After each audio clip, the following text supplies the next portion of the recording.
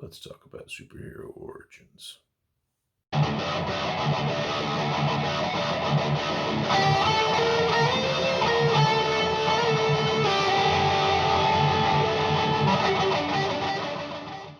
want to talk about superhero origins and why superhero origins are important, why they are a fundamental part of the characters that we love.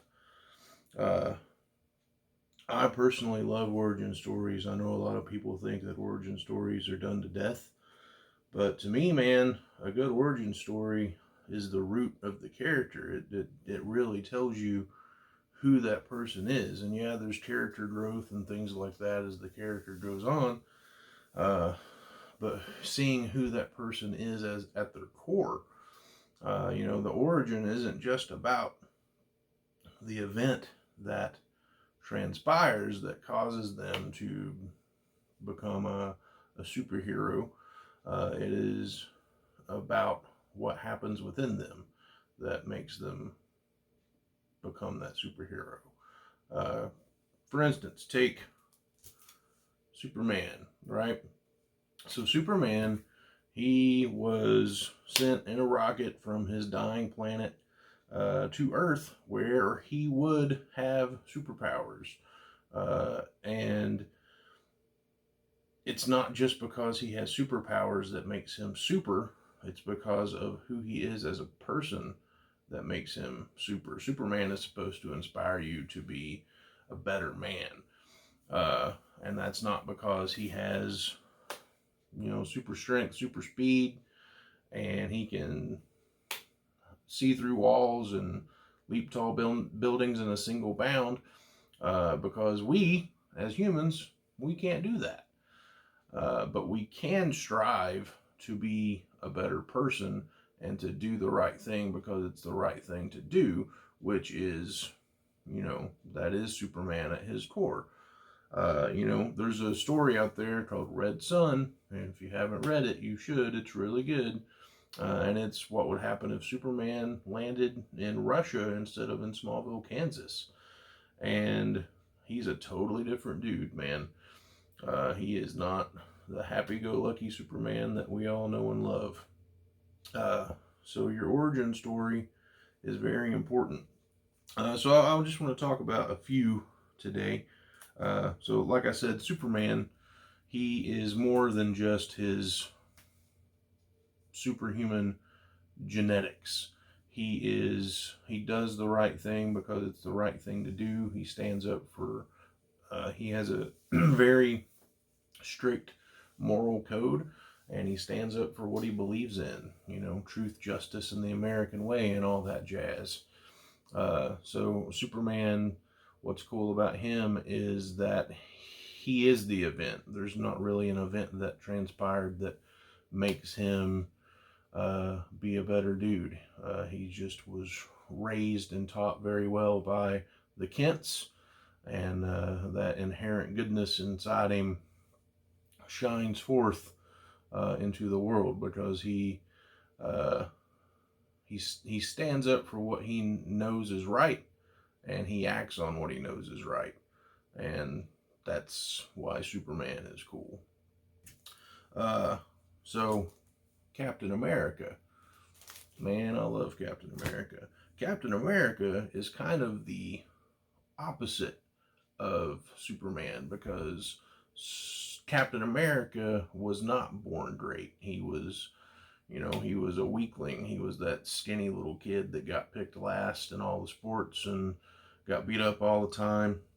And, he grew up in the World War II era, and he's wanting to sign up to fight the Nazis because it's the right thing to do because everybody else is left and gone over there to fight, and he wants to fight, and he signs up to go do it, and he gets rejected. But he wants more than anything to do his part because he knows that it's his responsibility to do it, or he feels that it's his responsibility to do it. He takes that responsibility upon himself.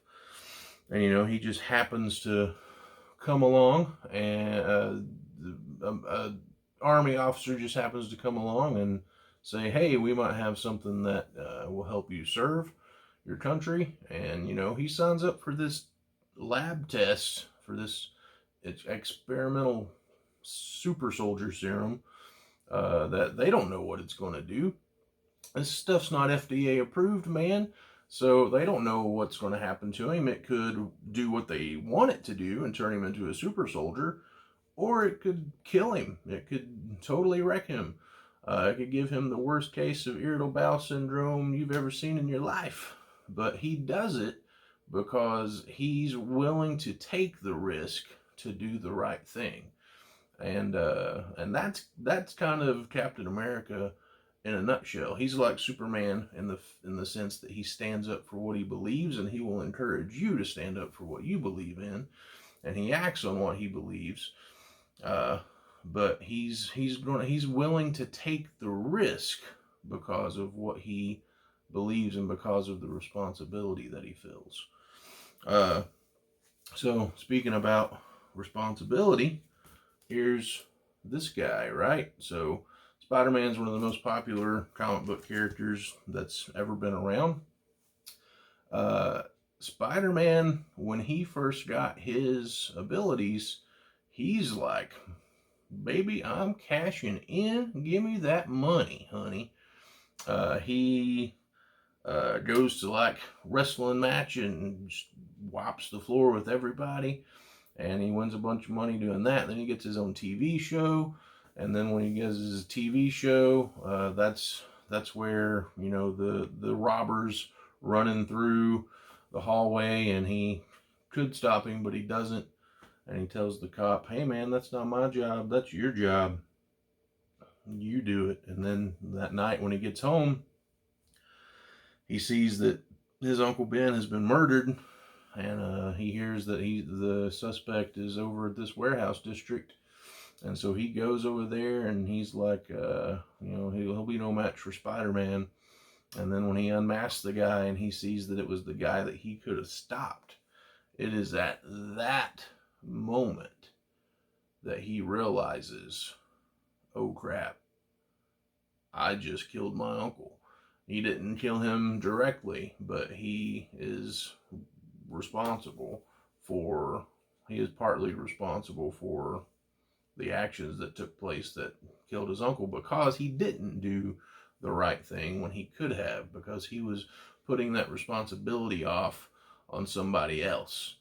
And that's when Uncle Ben's words ring back to him that I'm sure he heard a lot growing up, which is, with great power comes great responsibility. And that's the fundamental core of Spider-Man. He knows the price of not acting out your responsibilities, and he doesn't want to pay that price anymore. And so that's why he puts on that suit, and that's why he gets hated on by J. Jonah Jameson and spit on by some of the people in New York who believe J. Jonah Jameson, who believe the rhetoric of the mainstream media. And that's why he does what he does, which takes us to Batman. And Batman, everybody knows Batman's origin story, right? He's a rich kid and his parents get murdered. But that in itself is not what made Batman. That event that transpired unlocked a thing inside of Bruce Wayne.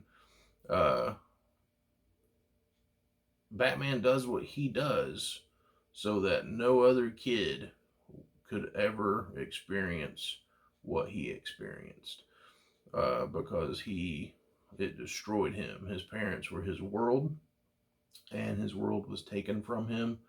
And when stuff doesn't go your way, it's really easy to just act out and be a jerkhole and just forget you, dude. I'm just going to do what I want. Blah, blah, blah.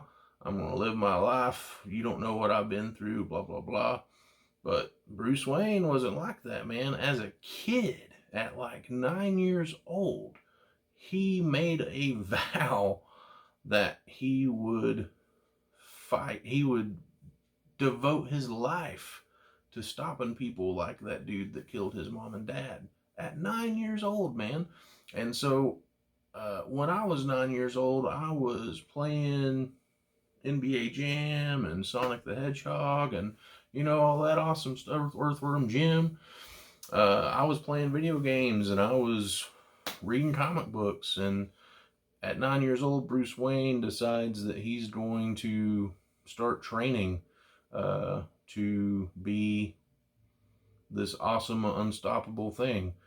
He in his mind, I'm sure he's not planning on being this awesome, unstoppable thing, but in his mind, he's okay. I'll need to know how to do this, and I'll need to know how to fight, and need to be in shape, and all this stuff. And so he sets this goal. He has this vision, and he just works towards that goal, keeping that vision the entire time. He goes around, he finishes school by the time he's like 15 or 16 years old, travels around the world getting the knowledge that he wants. He goes to different colleges and stuff to learn from the professors that he wants to learn from, and then he'll drop out and go to another college and do the same thing. And then he starts going around the world to learn from the greatest martial artists around, the greatest fighters, the greatest thieves, the greatest escape artists, the greatest detectives, the greatest manhunters. Like, he goes around the world using his fortune that he's inherited to do all this stuff so that he can go back to his city and keep its citizens safe. And that's what's cool about Batman. Not that his parents were shot in an alley and then he decided when he grew up he was going to dress as a giant bat and jump off buildings and beat up thugs. That's not that cool. But when you put it all together, man, dude, that's awesome. That's way cool. And so Batman had this intent and this drive and this vision that he pushed for. And because of that commitment that he made, and because of that drive and that motivation that he has, he pushed himself to become the world's greatest detective, and the world's greatest crime fighter, and the world's greatest fighter. And he's the reason that he's the world's greatest superhero. And he doesn't have any superpowers, and that's pretty boss. So Batman was, he had an event happen that he didn't want happen to him. So did Daredevil, right? So Daredevil, the same as the Hulk, they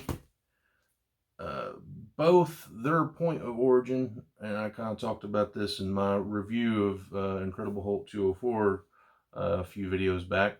But their point of origin was saving someone's life. So Daredevil, as a kid, he sees this old man walking across the street, and he's about to get hit by this truck.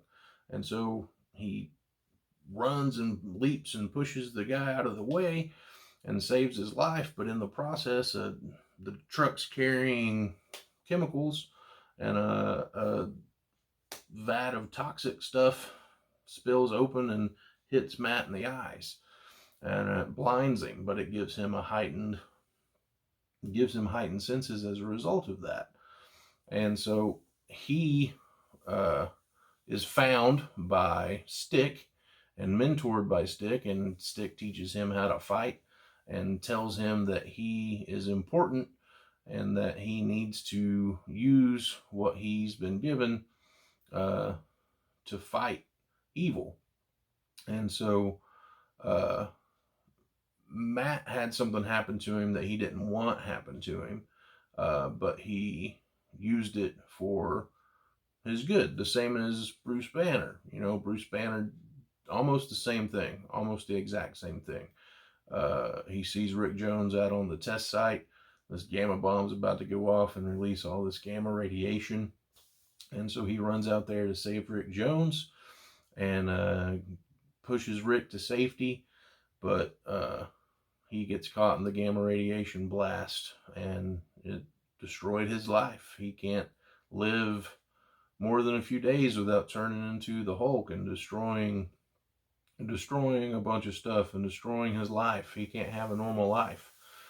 And so the where the Hulk is a little different than Daredevil is Daredevil's always fully conscious of his decisions, but Bruce Banner is not. Bruce Banner is not always in control of what goes on. But Bruce Banner will still at the same time, when the time is right, depending on what state he's in. Sometimes like in Avengers, the most recent Avengers movies, Hulk is he's got Bruce Banner's mind, but in Hulk's body, and sometimes that's like how it is in the comics. But most of the time, Bruce Banner is not in control when he is the Hulk.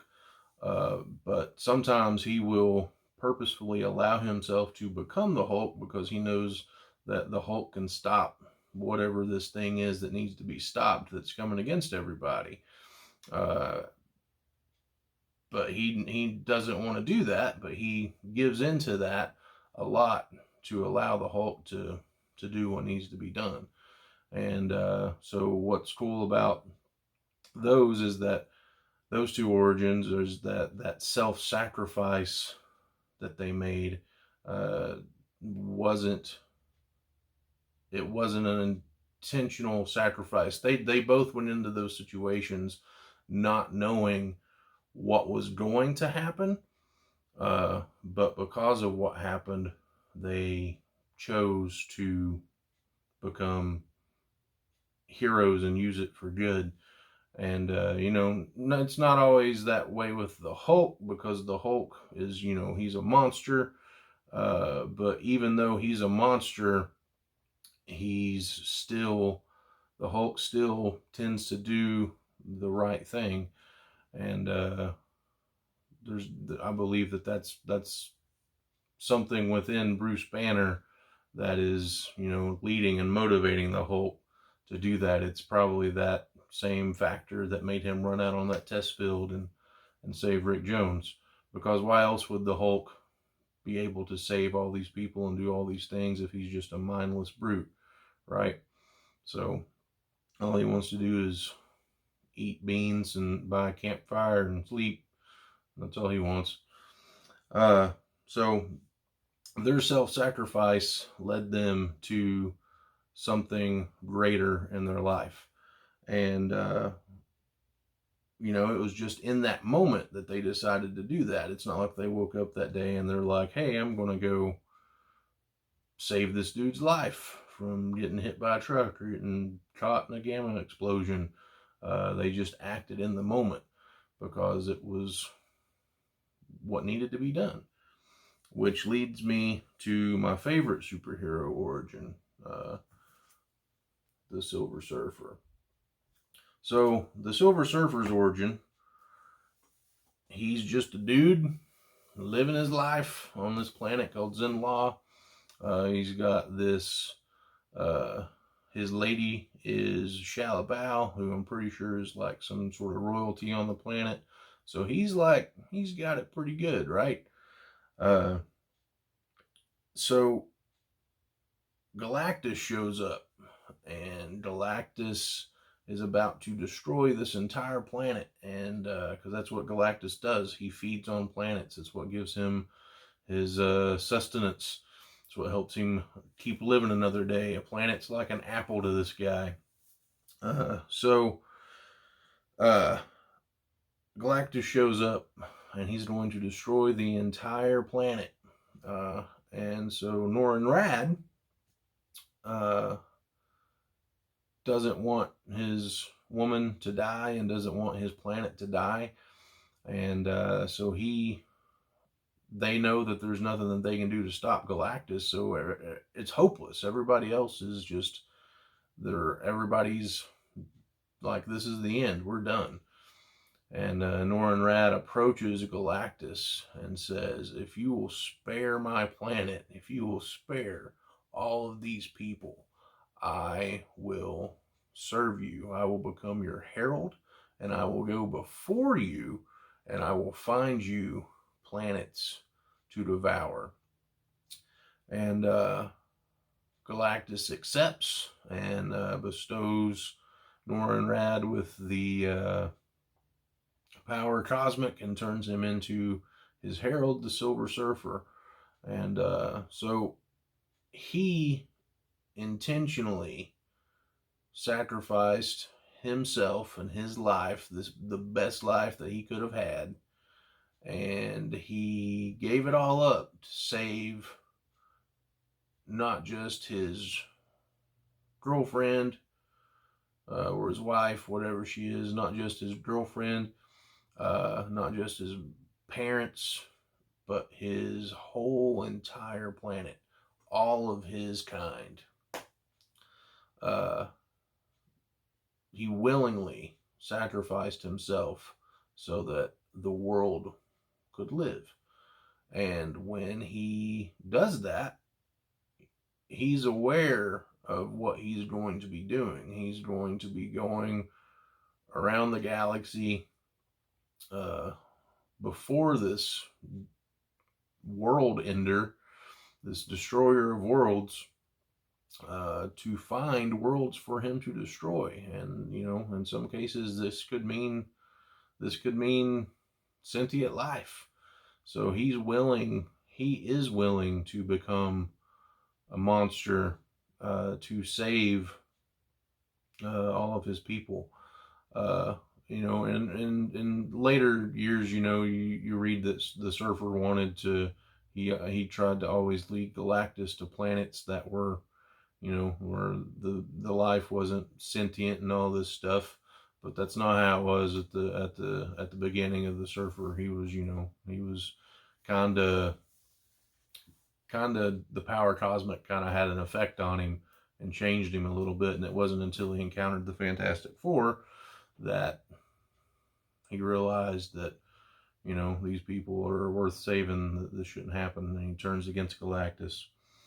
But the Surfer is my favorite origin story because he willingly sacrifices his life to save everybody else's, and that speaks to me a lot. And so origin stories are super cool and they're super fun, and I love them because it gives me an insight into these characters that I love so much, and it shows me who these characters really are at their core.